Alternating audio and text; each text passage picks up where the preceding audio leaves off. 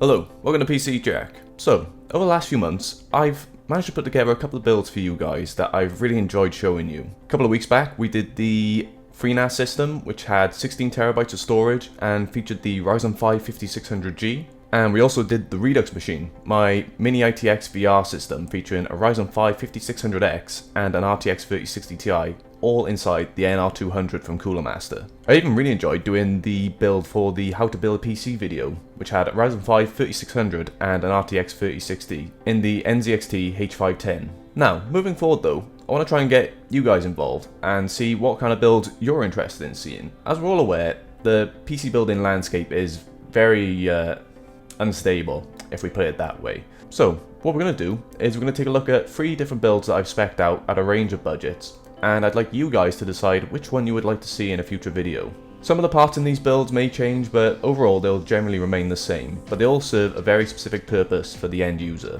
So, depending on which one you like the best, either comment down below to let me know which one you would like to see, or instead you can vote in the straw poll link in the description. So, let's take a look at the first system that I've spec'd out. So, this first build is the £536 entry-level build. Now, this type of build is going to be the perfect starting point for a beginner PC gamer. So, this build will be able to play light titles like Minecraft or CSGO, generally your titles that aren't going to be too demanding for your system to run. And you should be able to achieve most of this at 1080p medium to low settings. So, in order to keep this cost down low for a budget entry-level system, we're actually going with an APU solution for this one with the Ryzen 5 5600G. Now, it's got 6 cores and 12 threads, and it's got built-in Vega graphics, which aren't going to play your AAA titles at maximum settings, but if you're a beginner, you're just looking to get your foot in the door and be able to play some of your less demanding titles. So, going with the 5600G, you're getting a 6-core 12-thread processor, and also with the possibility of adding a discrete GPU later down the line. If you'd like to learn more about how the 5600G performs, then make sure to check out my review on the channel.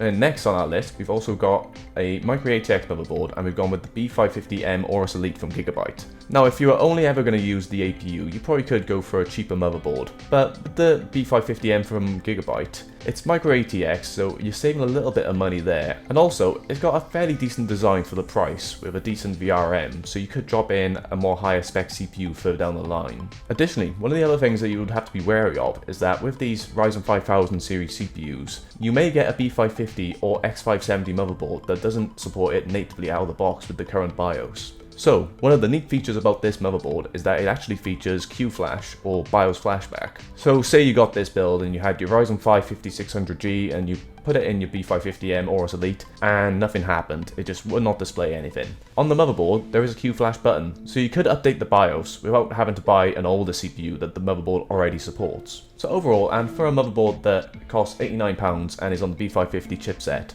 that's a pretty good deal, so I think this would be what I would use in this budget system, which still allows for expansion further down the line. And next, we got Corsair Vengeance LPX 16GB 3200 speed memory. Now, 3200 speed memory is probably going to be the absolute minimum I would use for an APU only build, but you could bump that up to 3600 speed, but because we're trying to keep this system on a budget, 3200 speed will be fine for the time being. And 16GB is going to be absolutely plenty if you're just playing games on this system. And next, for our boot drive, I've actually found this Western Digital Blue SM550 500GB NVMe drive, and it's actually going for £43, which is actually pretty decent given that it's an NVMe drive. Now, it's PCIe Gen 3, but I don't think you'd find that much of an advantage going with Gen 4 in this kind of system, so PCIe Gen 3 is going to be absolutely fine, and it'll still load games really fast and also make sure the OS is nice and responsive. Now, there's some things you can sort of skimp on in this budget range, and I feel like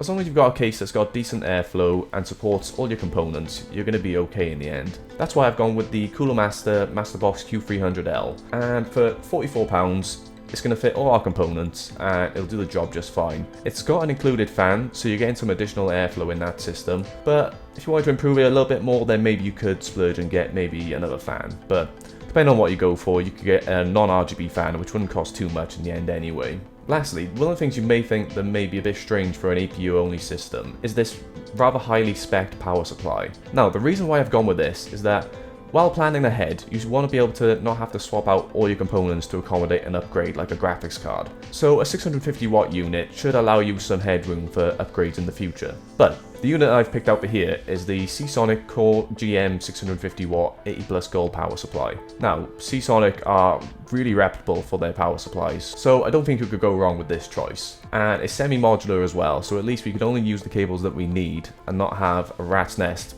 in the actual case itself of ones we're not using.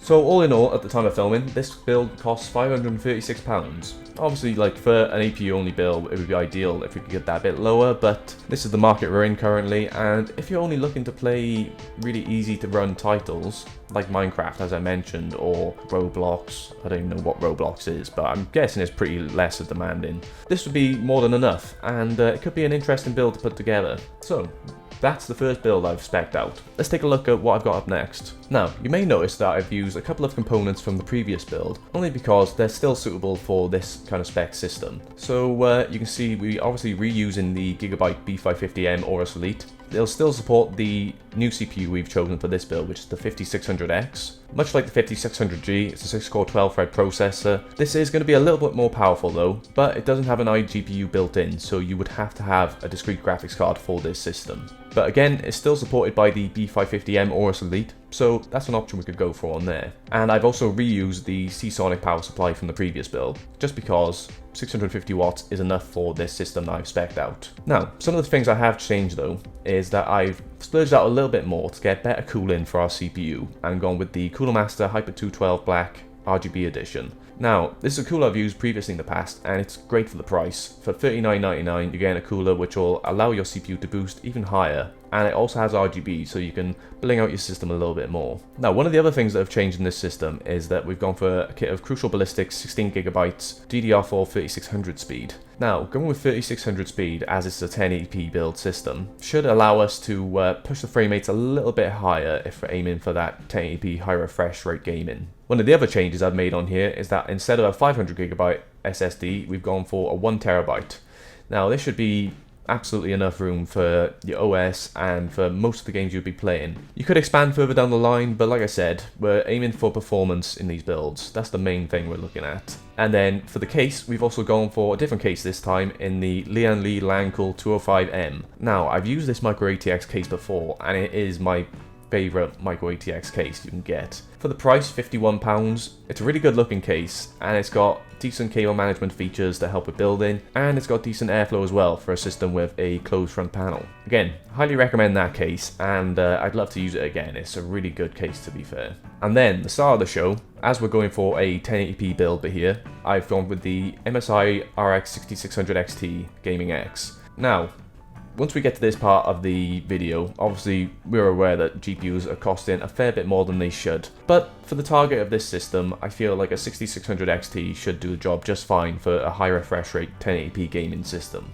Now, this 6600 XT is priced at £420, so it's a little bit over MSRP, but it's not quite as bad. But at least a couple of weeks down the line, this is still in stock, which you couldn't have said for a lot of graphics card releases early this year. So all in all, at the time of filming, this costs £1,055. So that could be an interesting option if we're looking at a purely high refresh 1080p gaming system. But we could step it up a little further from there. So the final build I've spec'd out, again it reuses certain parts like the Gigabyte motherboard and the Seasonic power supply, and also the case and the storage. But we've been able to splurge a little bit more going with this budget by going with the Ryzen 5 5800X. It's an 8-core 16-thread CPU, which should allow us to not just game, but also do a bit more multitasking when it comes to streaming or potentially looking at doing video editing on this system as well. Now, due to the Ryzen 7 5800X having a single CCX which stores all its 8 cores and 16 threads, that does mean this CPU can run a little bit hotter than it would for a 5600X. So I thought we'd beef up the cooling a little bit more in order to make sure we don't encounter any thermal issues. So instead, we're going with an AIO solution, and I've decided to go for the Corsair H100i RGB Pro XT. This is a 240mm AIO. I've used it previously in the past on the Vision build, and it's a really good AIO to be fair, and its integration with iQOO means it's fairly straightforward to actually set up the pump speeds and also configure the RGB on the block.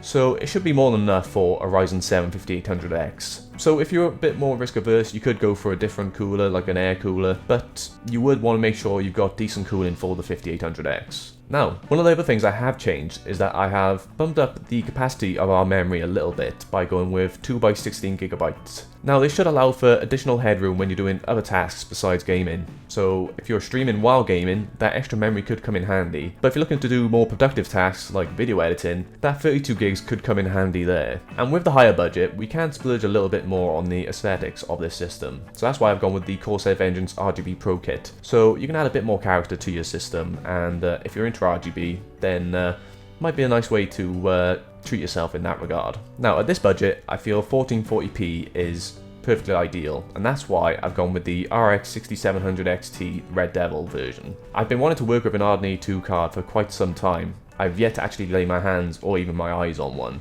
and I really like the look of the Red Devil 6700 XT, and it's going to be more than enough to drive high refresh 1440p gaming. But sadly, I still feel the 6700 XT is still a little overpriced today at £699. Now, that seems to be about the best I've seen it in the last couple of weeks, but gotta make do, and I feel like it would be the perfect addition to a 1440p build. So the final cost on that build would be £1,546. So those are the 3 builds that I'm considering putting together. So we've got the entry-level £536 build featuring the Ryzen 5 5600G, or we've got the Ultimate 1080p build featuring the Ryzen 5 5600X and an RX 6600 XT at £1,055. And then finally, we've got the 1440p build with the Ryzen 7 5800X and the RX 6700 XT at £1,046. I'd be happy enough doing any of these builds, but my personal picks would either be the entry-level build or the 1080p build. I just feel like that is going to appeal to more of a broader audience, considering that most people play at 1080p. But either way, let me know your thoughts, and we'll see if we can get one of these builds on the go later down the line. Now, even if I don't do one of these builds, you can still feel free to use these as a guide to help you with planning your own build. And if you want to make changes here and there, then obviously absolutely welcome to, as you can spec it out to exactly what you need. So if you'd like to see any of these builds, then make sure to comment down below to let me know which one you would like to see, or instead head to the straw poll link in the description. So that's it for today's video. If you enjoyed it, then please feel free to like and subscribe for more videos on the way soon. Thank you, and I'll see you next time.